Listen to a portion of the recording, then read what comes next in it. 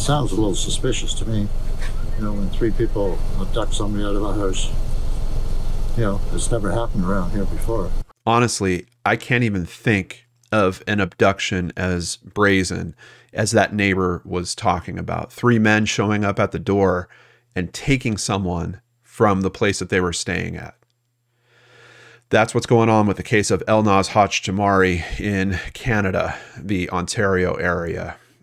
There hasn't been a lot of details. I've been keeping an eye on this case because I wanted to share it with you guys, wanted to help raise exposure, and there just wasn't enough information. Thankfully, that has changed recently with a family member that has come forward and a push from the family to actually help raise exposure to this case. They need help. They're asking for it. I'm here. I'm asking you to be part of that team. It's time to turn on the searchlight for Elnaz Hajtamiri.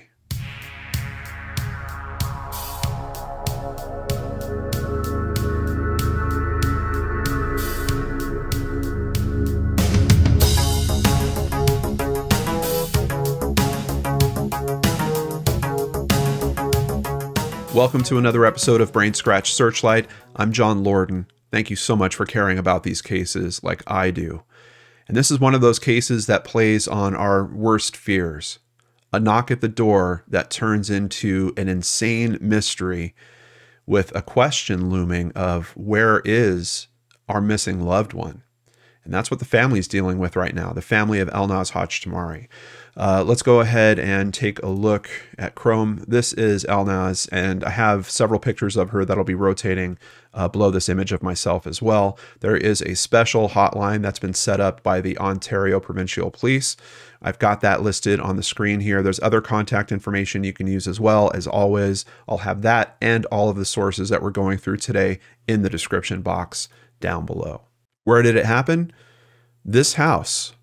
Just a nice house in a nice neighborhood in Wasaga Beach, Ontario. Let's go ahead and learn just a little bit more about this area. Wasaga Beach is a town in Simcoe County, Ontario, Canada, situated along the longest freshwater beach in the world.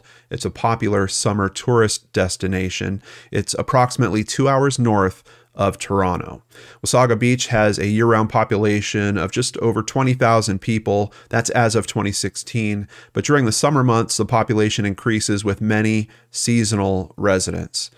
So we've got people that have vacation homes out there. I understand that they used to have a big tourist industry that took a hit due to a fire that destroyed several of the stores there in November of 2007.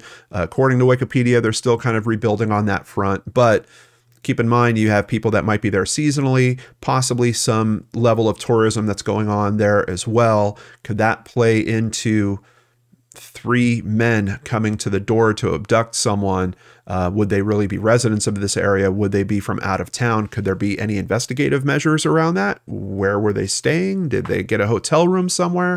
A lot of different considerations for this type of area. But let's go ahead and take a look at where this is. We'll see Wasaga Beach come up on kind of the close to the eastern end of Canada here. And you can see the second point we've got is Trailwood Place. That is the actual street where this abduction has happened. And just by its nature, it's kind of strange. We don't see a lot of these here on Searchlight, but it makes you wonder right off the bat with this type of abduction happening in this way, and I know you guys don't know all the details yet, but just imagine someone coming to a home, taking someone, and then disappearing with them.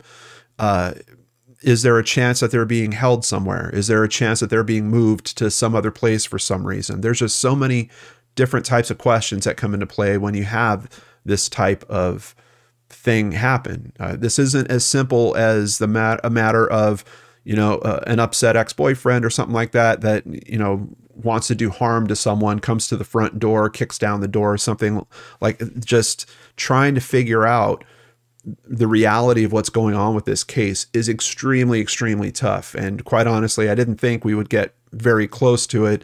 Thankfully, we've got some details, just a little bit, about Elnaz's personality, about her background, where she came from. We've got some people thinking that might point in a certain direction. Of course, we'll talk about that a little bit when we get closer to the end of the video, but we got to get you guys through the basics. The first of them was I came to her Facebook page, and really I didn't learn a whole lot, except she seems to be motivated by certain causes. Of course, you might be familiar with Flight 752 that was shot down in Iran.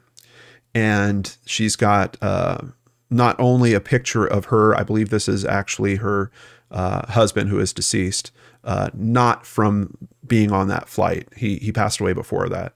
But it's a picture of her with him with PS 752 on it. Also on the anniversary, she had a post that showed a little graphic about it as well. But on top of that, I'm really seeing someone that seems like they're into supporting some different causes, not of, super political nature, just, here we've got 75 years of progress for the Multiple Sclerosis Society.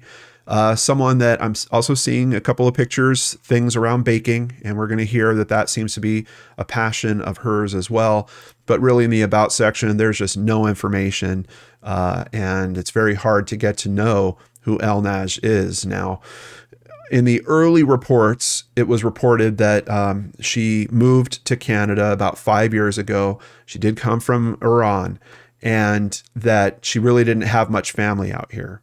The later information I'm hearing is that isn't necessarily true, and now we have the family starting to speak up. So we are going to learn more about her, but unfortunately, this episode is going to be a little backwards. We're not going to hear that until later. I really want to go through it chronologically so that you can kind of see how the information unfolded publicly, and why there's really big cause for concern.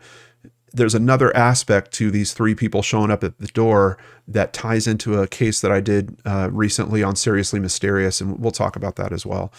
Here at northbaynipissing.com, we're going to see what the early reports were. This one literally just a day after it happened. This is from Thursday, January 13th, 2022. Huronia West OPP, that's the Ontario Provincial Police, say a 37-year-old woman has been abducted from a Wasaga beach home overnight. Police were called just after 8:30 p.m. January 12th after three men abducted Elnaz Hajtamiri from her home on Trailwood Place. Fairly straightforward and simple, but the details, they are going to stack on as we go here. In the home invasion, the suspects were described only as three black males, and this is according to Berry360.com. The victim, Elnaz Hajtamiri, who also goes by the last name of Tamiri, is described as 5 feet 3 inches tall with a slim build and shoulder-length black hair. She may be wearing gray and black leggings with a long-sleeve top. They left the scene in a white SUV, and here we actually have an image. I don't know if this is from a doorbell cam. It does seem to be someone's home camera because you can see we've got just neighborhood right across the street. And with the level of it, I wouldn't be surprised if it's possibly a doorbell cam. Over at BerryToday.com, members of the Huronia West Detachment of the Ontario Provincial Police are asking for public assistance very early on. And the thing that's tough about that is while they do ask for assistance, they really don't offer a lot of information about what's going on. And we talk about this on the channel here frequently. Very hard to help law enforcement when they're not really being clear about what they need exactly. Now, in a case like this, you can imagine neighborhood is going to be important. But we know that police have gone, door to door here, I'm certain, looking for cameras and asking people to review those cameras so they could see more of what's going on. Once you get off of Trailwood Place, you're still stuck in neighborhoods. And I don't know how popular video doorbells are nowadays, but I would have to think that, there's a lot of work that goes on here, and I don't know that police really have the resources to do this. Literally go door to door through all these neighborhoods, trying to piece together, oh, the car might have gone this way, the car might have gone that way.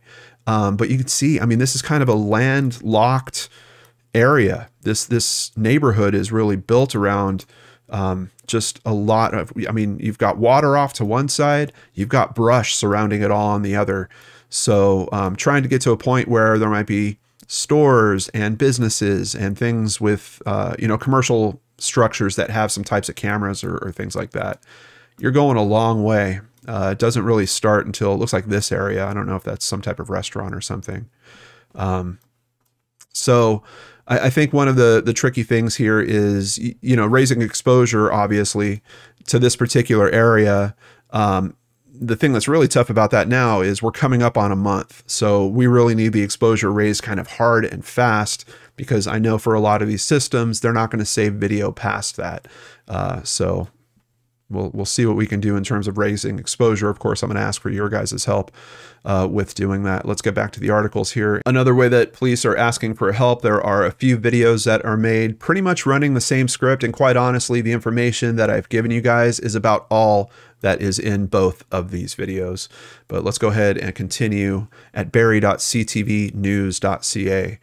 with a quote from OPP Constable Elizabeth Newton. "We have an army of officers that are involved right now, and it's a very active investigation, and all of our resources are out.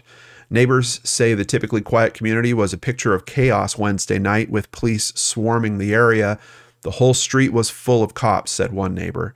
"Officers are checking with everyone in the neighborhood for information or security camera footage. Detectives remain tight-lipped about details surrounding the investigation, including whether the victim and suspects were known to each other."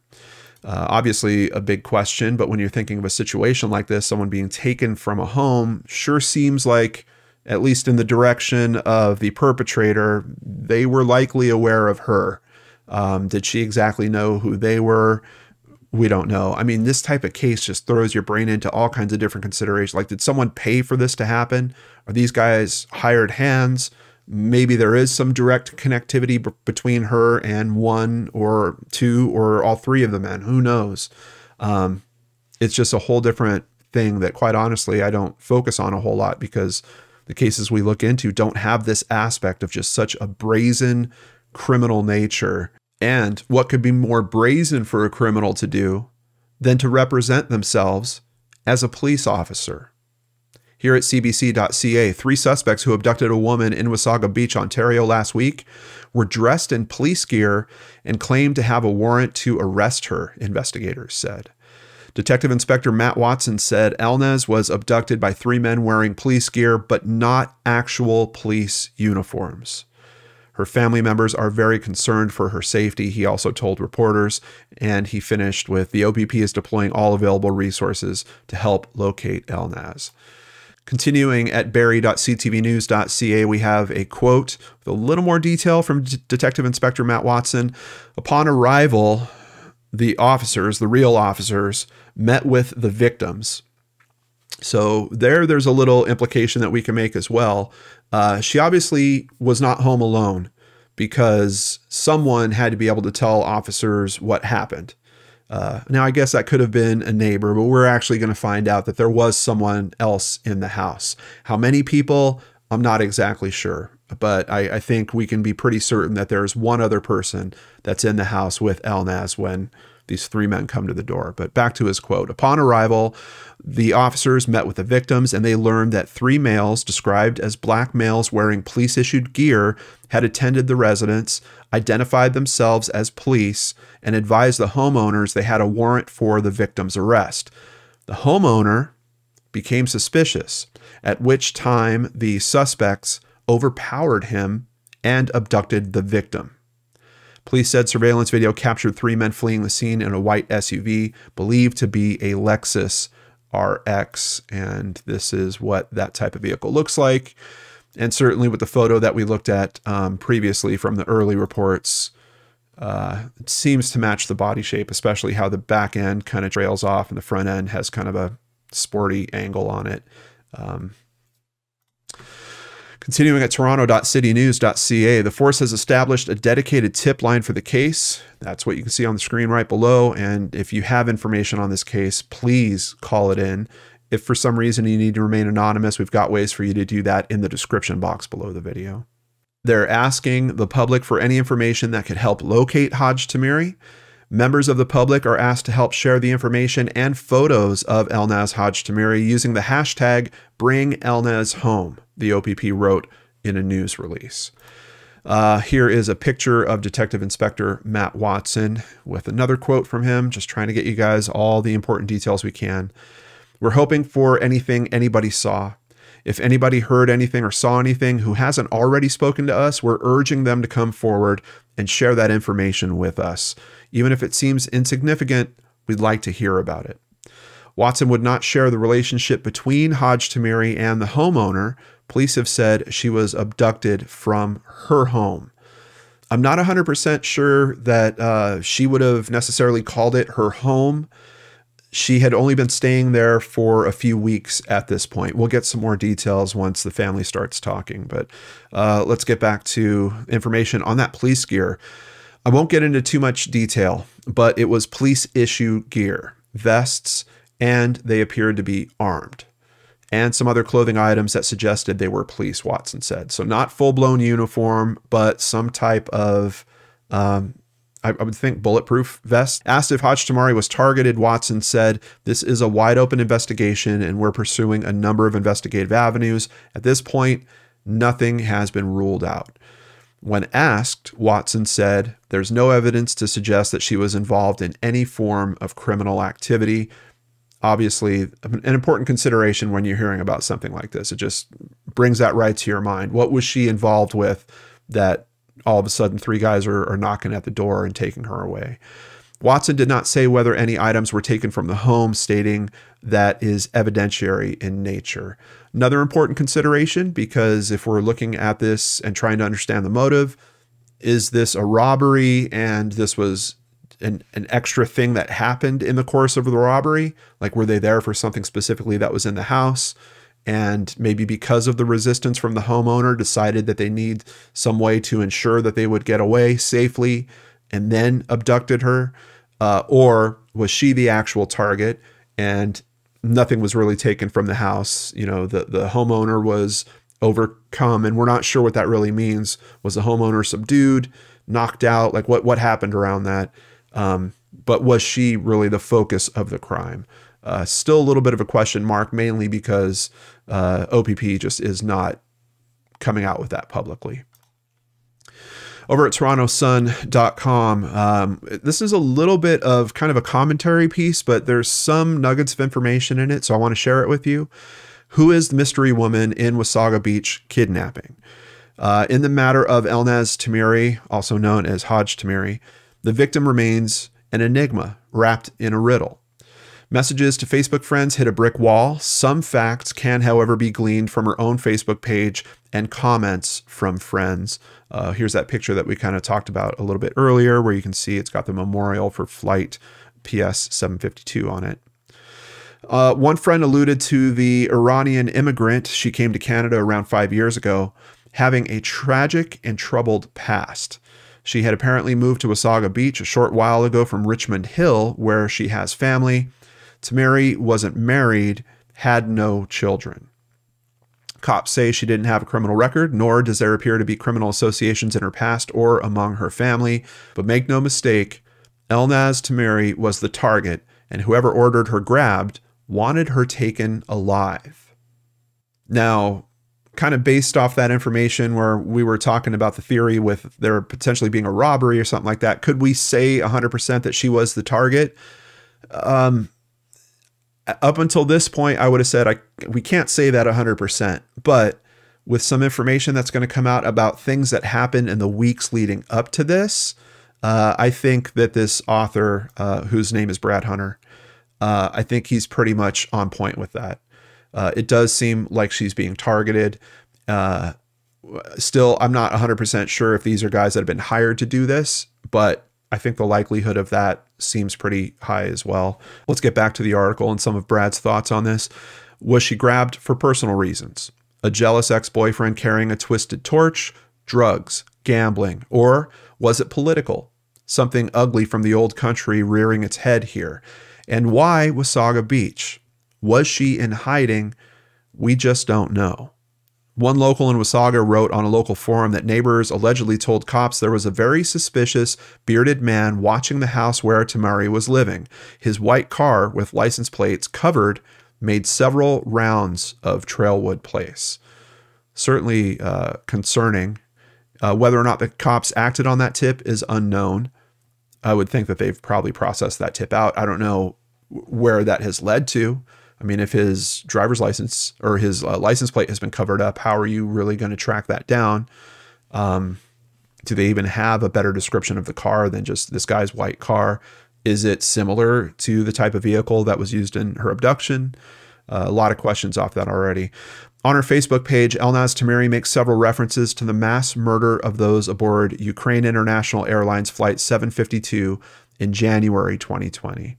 The passenger jet was shot down by Iran's fanatical revolutionary guards near Tehran. Everyone on board was killed, 176 people in all. That included 55 Canadian citizens. Before that tragic day, there are a number of photos of Hajtamiri with a man. They look happy. There is one final photo of the couple from January 11th, 2020, 3 days after the crash. Overlaid on the photo is PS 752. Of course, we've talked about that photo a few times. Does that tragedy have anything to do with the kidnapping of Hajtamiri? Now, just to start disassembling some of this, the picture is not actually from January 2020. It's a picture of her husband who is deceased. Passed away actually in 2017. Here you can see the original version of it. It's actually from July 2nd, 2016, not January 11th, 2020. Now, about this flight that was downed by Iran's fanatical revolutionary guards, there is something interesting that happened with that just a few weeks before her abduction, and that's that there was a lawsuit. There was actually a civil suit that was filed against Iran for this happening. And the people that filed the civil suit won. And they won a fairly large settlement, $107 million. Now, there are a few people that have been named in that, and there are many people that are part of that suit that have not been named, specifically because they're worried about some form of retaliation. So one of the things that is being discussed on Web Sleuths in particular, and that thread, with a case like this, it's hard for things to not go down a rabbit hole because there's little tangible information. People start theorizing and all of a sudden the conversation pulls off that way. But in that particular conversation, people are wondering, is she in some way related to that lawsuit that's going on? There's some interesting things to consider with that. Especially one of them being that when we get to the information from her family, she is kind of changing careers at this point and kind of going after a dream of baking cakes.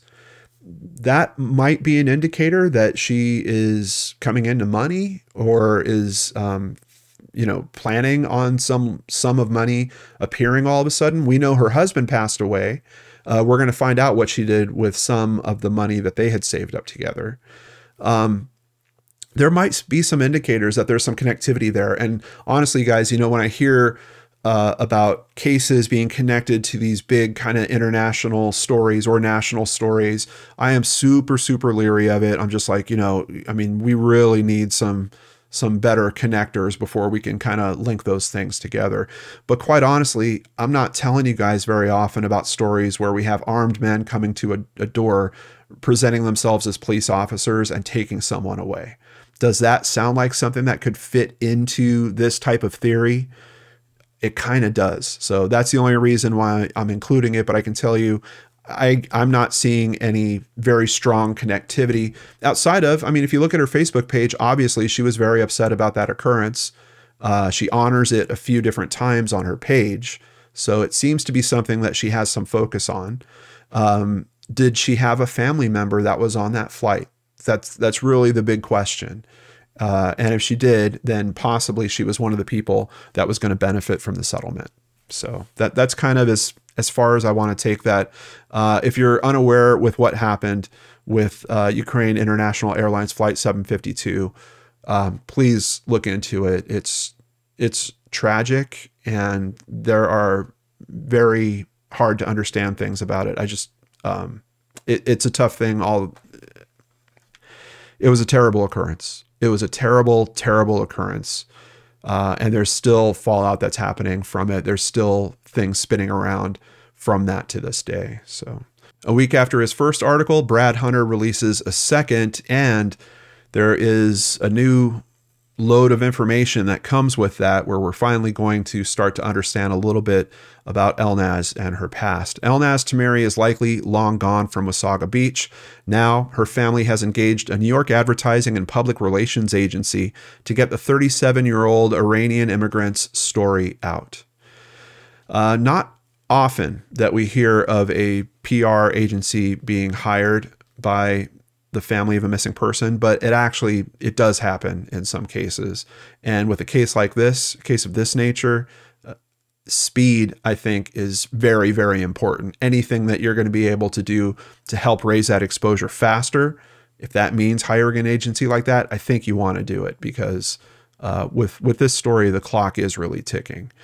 Elnaz Hajtamiri was born in Iran and a dozen years ago married Farnam Shapoorifar after graduating with a bachelor's degree in international insurance. Farnam was a veterinarian who tragically died in 2017, leaving Elnaz a widow. Her family says that her husband got very sick very quickly and unfortunately passed away. Her family says she also used the savings that she had kind of accumulated with her husband to build a school for young girls in an Iranian village in honor of her late husband. From what I understand, it's a 4th grade school. And there is a picture of Farnam with Elnaz. It seemed like they like to travel. I noticed a lot of photos of them in beautiful locations. And this is a picture of Elnaz at the school that she helped build. In 2018, she decided to move to Canada and settled in the Greater Toronto area, where she worked as an administrator in import-export shipping and also volunteering with charitable organizations. She eventually got her permanent resident status. More recently, the family said she'd been building her cake-making business, which they say was a passion. Elnaz dedicates much of her life to serving the needy and offering her support to her community. She lives a quiet, decent life surrounded by her friends and family, her mother said in the release. I never imagined I would be pleading for my beautiful daughter Elnaz's life. Elnaz is a very kind-hearted woman, always extending a helping hand to the needy and being an honest and loyal friend. We beg whomever has taken her to be merciful to Elnaz. Please do not harm her and give her back to us. We are all in so much pain and agony, even thinking where she could be right now. She cannot handle the cold, so please give her blankets and keep her safe. If you do want to read the full release from the family, I have it here. There's a link that you will find to it down below. It's on what's called the Beach Booster for Wasaga Beach, kind of a local paper. Brad Hunter did a good job kind of picking the most important points to include in his article. But if you do want to read the whole article from the Beach Booster, hit that link down below. I'll keep it near the top of the sources so that it's easy to find. Now, if this story wasn't already terrifying enough, we're going to hear that she actually had something else happen to her just a few weeks prior to this. Continuing at Simco.com, 3 weeks before she was abducted, 2 unknown assailants attacked Elnaz Hajtamiri in the parking lot of her Richmond Hill home. Okay, so like I said, she was staying in this area on Trailwood Place, but just a few weeks prior, she was living in Richmond Hill at an apartment complex.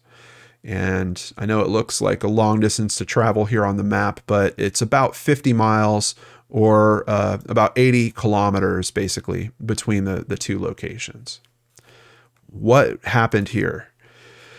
This is a very bizarre and shocking situation, and we need all the support that we can get if we're going to bring her home alive, said her cousin, who asked for her name to be withheld.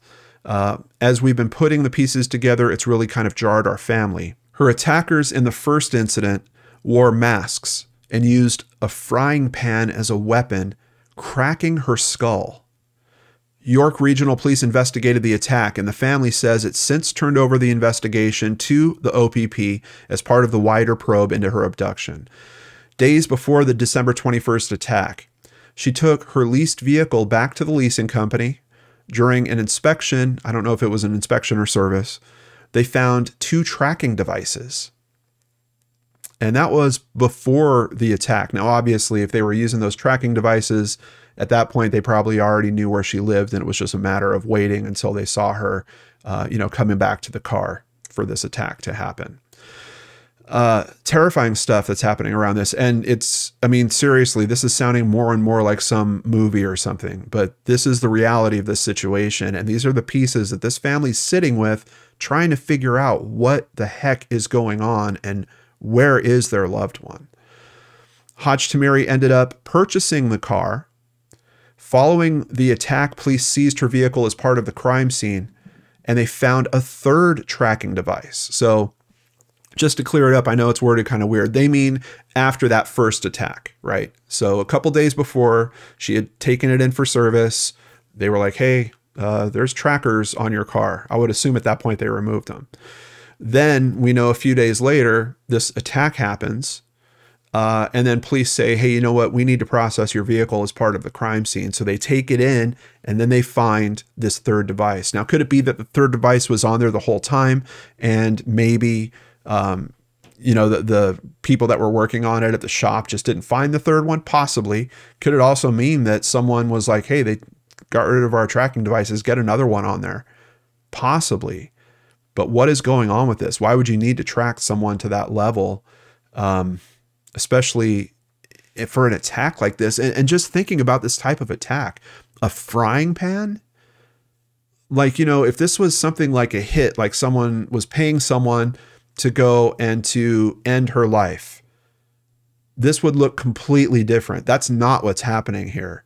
They are intentionally inflicting pain and fear. She's literally being terrorized about something, and we don't know what it is.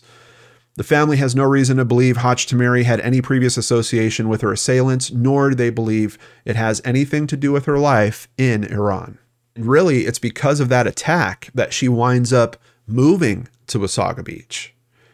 The other thing is, I don't know if I would have bought that car knowing that it had been tracked. Maybe like just something in my mind might have said, maybe it's time to ditch that car. Like they know what it is. So on December 21st, on the attack, just some more details about what happened. They beat her over the head after dragging her out of her car, and that attack resulted in 35 to 40 stitches across her head. What's important about that, outside of is there any connectivity to her disappearance now, is her cousin says that you would actually still see that it is a big gash that is on her head.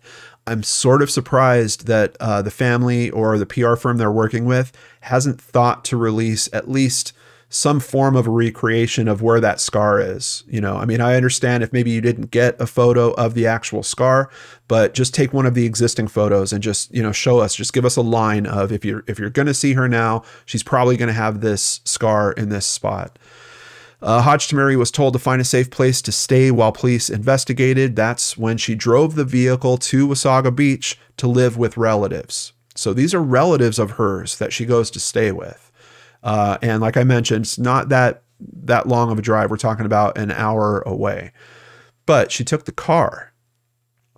Was there a fourth tracking device? The spokesperson said that there's currently no evidence that an additional tracking device had been placed on the vehicle at the time it was parked at the Wasaga Beach home. So it doesn't seem like it, which, who knows what else is going on here? Is she having her phone tracked? Is she under surveillance? Is someone literally following her around? Somehow they figured out where she was. Within just a few weeks of her moving to that spot. So a lot of bizarre considerations. The spokesperson said the family does not know whether the initial attack and the abduction were connected. I would have to imagine they are, but I guess you can't know 100% until you figure out what's going on with this abduction and then start lining up those pieces. It seems like it would be a pretty far out coincidence for her to be going through two traumatic events like this, being attacked by other people in a 2-week time span, and it not be related. But it's possible. So I understand why they have to have that position. Back to a quote from them. We don't know. We do know from the little information we have, the identity of the men was different. It was not the same men that had attacked her versus abducting her, but that's really all the information that we have.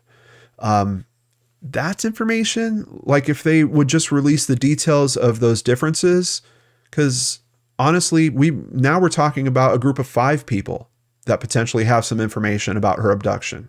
Maybe, assuming that there's some connectivity between the first event and the second.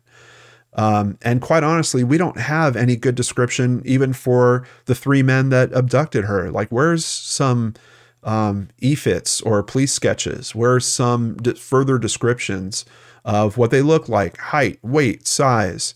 There's just a lot of pieces that are missing in the public realm that I think would help the public help police in this case. Are those pieces going to come later? I don't know. I don't know. According to our friend Brad Hunter and the pieces that he wrote, he says the OPP are notorious for being tight with things like this. And he even kind of goes on the same rant that I go on this channel all the time. He's like, I don't know how you expect the public to help you when you're not giving them the pieces to help you. It's a pretty big aspect to this type of case. They said Hajtamiri's parents are beside themselves with grief. All of us have been working around the clock, and it almost feels like our lives have stopped in this period of time while we're searching for her, the spokesperson said. It's just of utmost priority in our lives to get her home. Asked whether Hajtamiri could in any way be involved in organized crime, the spokesperson said the family does not believe that to be the case. Elnaz was a kind, warm, peaceful person. There's no evidence for us to believe that she would even know or affiliate herself with anybody that would be involved in criminal activity. And we can say for certain that she certainly was not. What is going on with this case, guys? I've never quite seen something like this. So here's some more quotes and some other considerations about the actual abduction. So we're talking not the first attack, but the abduction at the house. They dragged Elnaz out of her house, or out of the house. She was barefoot in the snow, said the cousin. They took her watch and her cell phone and tossed them into the snow. She was screaming. So once again, these aren't people that are amateurs. They seem to know what they're doing. If she had some type of smart watch that connected to her phone or had its own cell phone service, like some watches do nowadays, trackable information would have been all over those electronic devices. They literally take them on her as they're abducting her and throw them in the snow. Now, another consideration here, I don't know what to think of this, but they're saying that she's screaming, and as they get her over to the car, the screaming stops. I don't know if that means that they said something to her, like, you know, we're going to go back and, you know, kill your family if you keep making noise, or it seems like there's something that makes her stop. Now, there's another strange consideration here that the cousin says, which is that witnesses watched the vehicle wait for about a minute before taking off. So they get her in the vehicle, but it doesn't just go screaming down the street. It actually sits there for up to a minute. I don't know. Please just look at her photos. Look at her face. Have you seen her? Look at your security footage before it expires, even for a glimpse, said the cousin. We just ask the community to please bind together to do everything we can to make sure she gets home safely and make sure this never happens to anybody again. Outside of that, who knows if she's been moved? Who knows if she's been taken to a different state? I think we need to raise exposure to more than just this area. I know they need to focus on this area in terms of the timing, but she could literally be on the other side of the country by now. She could be theoretically moved out of the country at some point. So we really need to help raise exposure to this case. If you guys would just take a minute, think of who you could share this with in terms of your circle of friends, family, coworkers, please do that. To be honest with you guys, this case isn't getting a lot of coverage. I don't know why. I was expecting to do a search on this and see that, 15 true crime YouTubers have run coverage on this already. I'm not seeing anything. I don't know. I have no idea why it isn't, especially with the type of events that we're talking about here. But it needs help. It needs help. So please help us do that. To her abductors, the family's message is simple. Just please let her go. If you spend enough time with her, you would understand this is a wonderful, kind, warm, educated, charitable woman. Just please drop her off. No questions asked. We just want to see her come back alive. She doesn't deserve this. Neither does her family.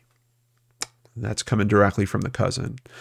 In an interview on January 18th, Detective Inspector Matt Watson said that Hajtamiri has no connection to any nefarious activity and no criminal record. So they are at least being clear about that. Their investigation is showing those types of things that you might expect in hearing a story like this. They don't seem to be at play.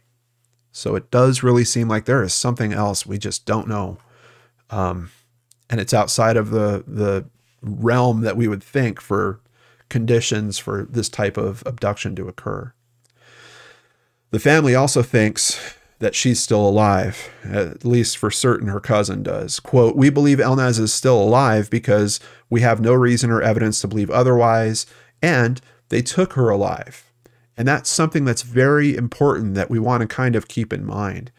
And if there is some little piece of hope to hold on to here, I agree with them.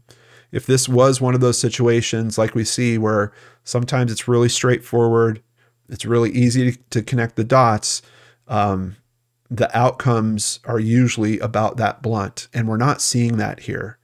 We're seeing an attack that was brutal, but not fatal. They certainly could have made sure it was fatal before they left.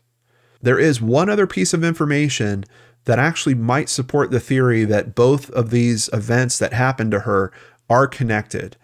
There's one video in particular that I watched where they're saying the police have reported that the Lexus has been found, that it was ditched, and that it was a stolen vehicle. Outside of that, in the first occurrence where she was attacked, they found the vehicle for that attack as well. It had been ditched, and it was also a stolen vehicle. Now, it's kind of interesting when you consider that, we're hearing from the family, they're pretty certain that these weren't the same men, but they're kind of working possibly with the same MO. So just another consideration in a very complicated and tough to understand case. Now, I mentioned earlier that this seemed to kind of relate to me for another case that we had talked about over on Seriously Mysterious. This is the episode. It's called Text Me When You're Home. It's the Sarah Everard story. I'm sure many of you are familiar with Sarah's story by this point, but essentially she was attacked by someone representing themselves as an officer who actually was an officer, but he was off duty. Several of the conversations that come up are similar, though. Even Detective Inspector Watson, when he did his initial kind of press release about this case, he added a section at the end about what you should do to help yourself if you're in a situation like this, where you're questioning, is this person really an officer? Or in Sarah's case, is this officer actually on duty, actually, doing their real job? OPP also say if you're concerned about the legitimacy of any interaction with an OPP officer, call the OPP at 1-888-310-1122 to verify their identity. You can also request to see the officer's badge and police identification. You can look for inconsistencies in the officer's uniform. However, they do recognize here that not all of their officers actually wear uniforms, but they do have strict dress code standards. They should be able to provide you with their name of their service and their detachment, their badge number, and their rank without hesitation, and produce their badge and police identification. Of course, that's what's kind of really rattling around in my mind, because in the Sarah Everard story, this person would have all that stuff because he was legitimately an officer. It started a big conversation in England where that case happened. And quite honestly, I've looked into several aspects of that conversation, and no one is really figuring out a good safety mechanism for this. What happens when you're approached by someone that is presenting themselves as an officer? It's not like you're going to be able to say, hey, you wait here at the door, I'm going to go place a phone call. Like, it's just, I don't know that these things are good fixes for this problem. And admittedly, in these cases, we're talking about two that are a little bit different. In one case, they're clearly lying about their police status, and the other, he was an officer, he just wasn't active. So what is going on with this case? Elnaz Tamiri, also known as Elnaz Hajtamiri, 37 years old, 5 feet 3 inches tall, or 160 centimeters. Slim build, shoulder length black hair, gray and black leggings, long sleeve top. Last seen in Wasaga Beach around 8:30 on January 12th, 2022. Taken by 3 males described only as black and presenting themselves as police officers in a white SUV. If you see the vehicle or individuals, do not approach, call 911 immediately. That's another important thing that they put out in several of these articles. These people are likely armed and dangerous. You do not want to get involved with it outside of, if you see them somewhere, pick up that phone, call the authorities for whatever local area you're in, and try to get them there immediately. But do not put yourself at risk here. There's another thing that's kind of kicking around in my head. Wouldn't it be likely that something like a Lexus RX would have some form of GPS in it? Shouldn't there be some tracking going on? At least, I mean, yes, okay, it's a stolen vehicle, but maybe some form of tracking about where they went before the abduction or where they went after the abduction, something like that, that could be helpful. I don't know. I've never seen a case quite like this. This sounds like something like this is the start of a James Bond movie or something. I don't get it. It really seems like there's something else. And it seems like it's something very big at play. And that's why I just couldn't shake having to tell you guys about the connectivity to the flight. Is it really related to that? I don't know. And I don't know how we find out. But it feels like it's something very big, or connected to someone that has some dark resources and maybe a lot of money, something around that. There are a few conversation threads happening online. I'll have links to those in the description box down below as well. One at Web Sleuths and one at Reddit. Thank you guys so much for spending some time with us here. We can't do it without the support of people that go to lordandarts.com. I appreciate you guys. Big thank you to new patron Audrey McCormick and Anna Levinovskaya, who I think it's actually Anya. But Anya is a big fan of The Secret Studio, and we love having her there. If you would like to also support the channel, please visit lordandarts.com. There you can sign up for Patreon, sign up for PayPal, buy merchandise, or buy us a coffee like Caroline recently did. We always keep the commercials really limited on these presentations, and we can't keep doing that or keep going without your help. So we really appreciate you guys that take that extra step and become part of the team here. You can also be part of the team just by hitting that like button. And there's a really good reason for that. It's a lot more important than you think in terms of this video being seen publicly. This case deserves this information to get out there. This family deserves to have answers of what's going on and maybe a chance at bringing Elnaz back home. So if you believe in all that, please just take a moment, just hit that like button. It really does make a big difference. I hope you all have a wonderful weekend. Stay safe, and we will see you back here on Monday with a brand new episode of Case Cracked on the Lord and Arts channel.